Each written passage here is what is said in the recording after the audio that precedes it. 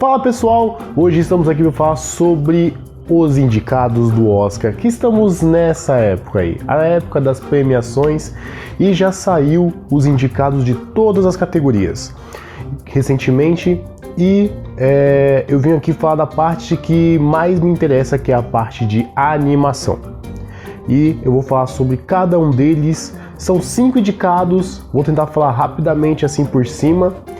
E qual é a minha classificação até o devido vencedor, do de baixo até o devido campeão que vai levar a estatueta. Então, começando pelo 5º lugar, para mim é Memórias de um Caracol. Eu assisti a esse filme, consegui assistir ele antecipadamente. Acredito que não seja um filme que vai estrear nos cinemas brasileiros. É um filme que ele não teve muita repercussão assim na questão pública, não teve a grande apelo ao público, mas ele foi bem, foi colocado em festivais e ele foi progredindo com os festivais que ele foi passando, até chamar a atenção pelo menos da academia, de um contato ali do outro, de um crítico para outro, chegou até o Oscar e ele foi um dos indicados. O filme conta a história de uma menina que ela passa por várias desgraças na vida dela, ela só se ferra. E aí ela acaba se apegando aos hobbies dela. São os livros, são as coisas estranhas que ela curte, que ela é uma menina diferentona. E uma das coisas que torna ela diferentona, que é um dos hobbies dela, é que ela ama colecionar caracóis, ao ponto de até se vestir como uma. Então fica aí a brincadeira com o filme. Memória de um Caracol é porque ela se assemelha a um caracol por tanto gostar deles. Então, em meio a toda essa desgraça que ela vive da vida dela, ela se apega aos seus hobbies que ela utiliza como lazer para poder se distrair e prosseguir sua vida ainda na sua jornada. É um filme que não é grande coisa, tem uma historinha até intrigante, interessante, minimamente intrigante, mas não é grande coisa. Eu acho que entre os 5 filmes que estão indicados, ele é o mais fraquinho. Ele é o mais fraquinho, principalmente na questão do marketing dele, da divulgação, porque como eu disse, não teve tanto apelo assim, tanto investimento de marketing, é um filme de estúdio mais desconhecido. Então eu acho que ele fica em 5º lugar, na minha opinião. E indo para o 4º colocado, eu já coloco um que pega a proporção por conta da sua distribuidora. Uma história mais bobinha, mas a distribuição, o marketing que é capaz de fazer e a empresa que ajuda a fazer essa distribuição vai contar muito para que o filme consiga ter alguma impulsão na cerimônia, que é Wallace e Gromit, a vingança. Tenta ter a piadinha com a vingança porque o vilão é uma espécie de ave. Mas é o Wallace e Gromit 2 que tá na Netflix, então por ser da Netflix vocês já entendem o que eu quero dizer, de que diferente do Memória de Caracol, aqui temos alguém que tem muito impulso por conta da Netflix. Mas por ser um roteiro mais bobinho que conta a história do Wallace e Gromit, eles agora estão ali de boa no cantinho deles, só que tem um vilão aí que quer ter sua vingança, que é um pinguim. Um pinguim que quer se vingar do Wallace por conta de uns confrontos que rolaram entre eles dois, o Wallace e esse pinguim, Wallace e Gromit e esse pinguim. E aí eles sabotam a engenhosidade que o Wallace faz, que ele é um inventor, e aí a galera ali da sociedade, da comunidade que eles vivem, fica contra o Wallace após sabotar, corromper essa invenção, e aí queima o filme dele com a galera. É um filme que tem um roteiro mais bobinho, é divertido, eu achei bem legal, eu achei bem divertidinho, é bem rapidinho, tem umas piadinhas até legal lá que faz umas risadas, mas pra competir na cerimônia e ganhar, comparação aos outros, os próximos candidatos, que tem tanto uma questão muito também forte do marketing, da divulgação, que marketing e divulgação é uma coisa que conta muito pro Oscar, conta muito você fazer seu marketing, sua divulgação do seu filme, tanto em festivais, quanto em bilheteria, o público, redes sociais, os críticos, você conseguir ganhar toda essa galera influencia bastante. Então, é uma distribuidora que consegue ganhar parte do público porque tem um nome muito forte, mas é uma história muito bobinha, então já é o ponto que deixa o Wallace e Gromit mais para trás nessa competição. Agora aqui a gente vai ter só os peixes grandes, cara. Agora a gente tá falando dos maiores, esses são os mais acirrados, são os nomes mais poderosos, tanto na sua distribuição quanto na sua história. E eu vou falar de um que eu acho que eu vou ser muito queimado, porque eu tenho que ser mais grato a ele. Tenho que ser muito grato a ele, porque 2024 foi diferente, principalmente aqui na parte do canal, graças a esse filme que foi anunciado como um dos candidatos. E ele tem um bom filme e ele tem um estúdio gigantesco que é de colecionar Oscars de animação, que é o Divertidamente 2. Contando a história da Riley, que ela vai para novas jornadas e exige novas emoções, e ela acaba sofrendo complexidade com essas emoções, tendo dificuldades com elas, passando até por um momento de crise, por não saber lidar com sua jornada e essas emoções.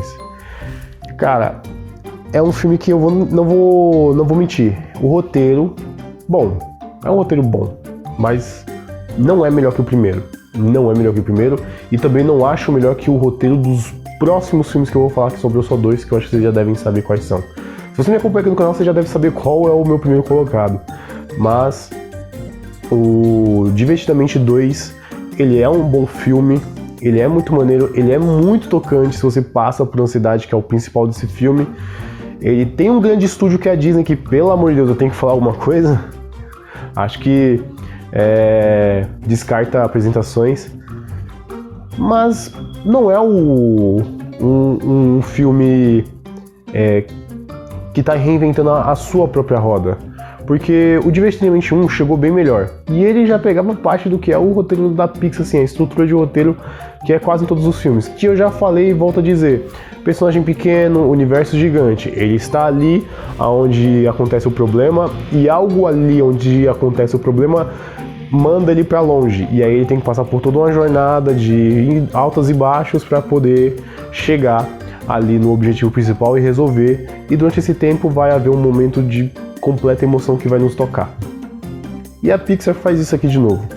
As emoções estão ali na cabeça da Riley, elas são mandadas para longe, e aí elas têm que voltar de novo pro central de comando. É o que já acontece mesmo do primeiro filme. E eu prefiro mais no primeiro filme do que nesse segundo, apesar de ele ser bem tocante, porque ele tem a parte da ansiedade que pega muito.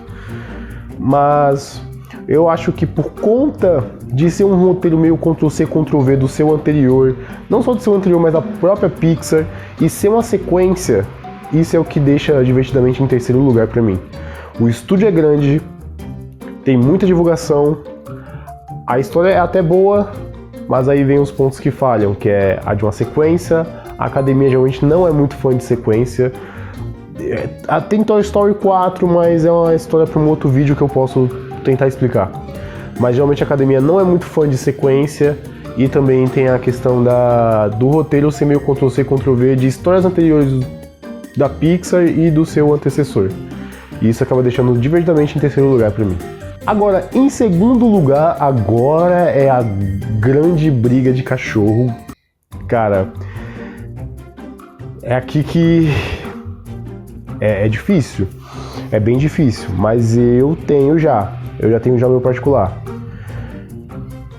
Mas eu vou deixar Flow em segundo lugar. Para mim, Flow fica em segundo lugar como melhor filme de animação de 2024 e é o vice-campeão aí dos indicados ao Oscar. Então eu já vou também falar o primeiro, que para mim o primeiro é o Robô Selvagem. Para mim, em primeiríssimo lugar fica o Robô Selvagem, mas o Flow para mim fica em segundo. É um filme que me pegou de surpresa. Eu tava convicto de que o Robô Selvagem era o filme que ia ganhar de lavada, que já eu falo sobre ele. E aí veio uma galera que eu trabalho na questão das agências para poder fazer as matérias jornalísticas sobre os filmes, e eu vi a galera lá, os críticos dizendo, uma galera que eu gosto bastante até que dá a opinião deles, eles são bem assim firmes no ponto de vista deles, falando que Flow é o que pode ser o campeão. E aí veio o Globo de Ouro e eu pensando, não, Robô Selvagem. E quando eu vi, Flow tirou do Robô Selvagem a estatueta do Globo de Ouro. E aí isso começou a me encucar e eu fui atrás desse filme, consegui assistir ele antecipadamente. E o Flow conta a história de um gatinho que ele vive num pós-apocalipse, e aí ele e outros animais começam a andar num barco, e ele e esses animais têm que sobreviver às catástrofes naturais que estão acontecendo agora na Terra após esse apocalipse.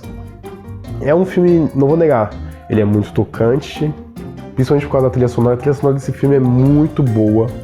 Também é uma animação super diferentona, tanto pela sua questão narrativa, que não tem áudio, é só a onomatopeia dos bichos, não tem falas, é só o som dos bichos mesmo que eles fazem.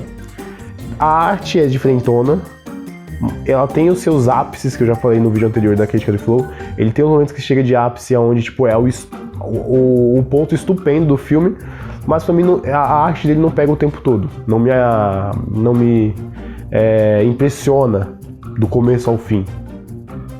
E tem muita metáforas e analogias que você pode fazer com a nossa vida, nossa sociedade, um monte de coisa. E a trilha sonora é o que mais me pega. Eu acho que o ponto principal e número 1 de Flow vem da experiência que a sua trilha sonora faz. Uma trilha sonora que deixa a experiência muito imersiva e profunda. Você viaja. Cara, como eu posso explicar pra vocês? Eu sinto que eu tava não dando nada pra esse filme no começo e de repente eu tava me apegando muito a ele. Eu tava começando a meio que trocar uma ideia com o filme e isso foi muito doido. Começou a haver uma conexão minha com o filme. E eu olhando, tipo, o que os animais iam vivendo e tirando as analogias na minha cabeça. E o áudio foi muito importante pra causar essa experiência. Tem um momento que o filme atinge o ápice, que é entre o gato e uma espécie de ave diferentona, que eu não sei o que é, que ali é o auge da beleza do filme. Mas ele não é melhor do que o primeiro colocado, que pra mim o primeiro colocado ele ultrapassa todos os pontos de Flow no máximo e é do começo ao fim do filme que ele proporciona. E o meu primeiro colocado é O Robô Selvagem, que eu já falei já. Conta a história de uma robô que vem de uma indústria, ela estava fazendo parte de uma carga de viagem, acaba caindo numa floresta, ela tem que se adaptar a esse novo ambiente e ajudar os animais através da sua programação, e através do relacionamento dela com os animais ela consegue ir além da sua programação. É um filme muito lindo sobre maternidade, sobre laços de amizade, sobre confrontar seus próprios instintos naturais.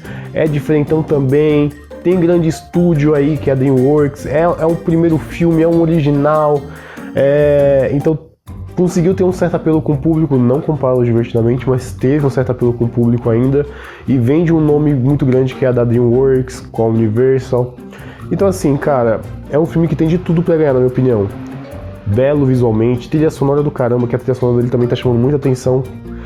A trilha sonora dele tá competindo na categoria de trilha sonora. E a narrativa impressiona. Também é fantástico, emocionante, é um dos filmes que mais me fez chorar no cinema. Eu nunca chorei tanto, cara, eu chorei igual criança, igual bebê. Chorei muito com o Robô Selvagem quando eu tava assistindo no trabalho, na cabine de imprensa. Então, é um filme que, na minha opinião, ele é o melhor. Flow tá aí na cola, mas pra mim o Robô Selvagem leva, é ele, tem que ser o Robô Selvagem. Bom, esses são os meus, assim, meu ranking, esses são os meus ranqueados do Oscar. Espero que vocês tenham gostado. Deixa o like, se inscreva no canal e valeu e até a próxima. Falou!